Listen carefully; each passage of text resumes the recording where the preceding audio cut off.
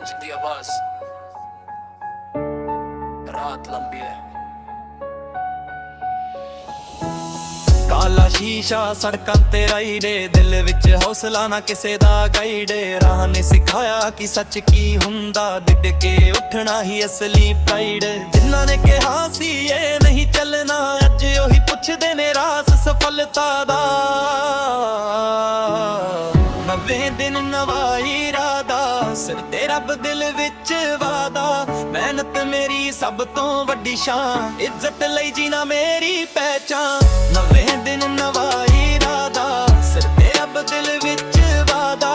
मेहनत मेरी सब तो वड्डी शान इज्जत लई जीना मेरी पहचान।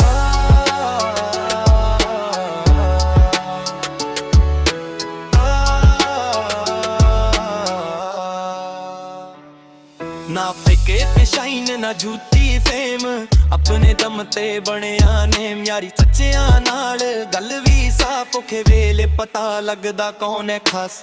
वक्त बल जावे नीयत ना बदले असली बंदे मुश्किलां विच गड़दे।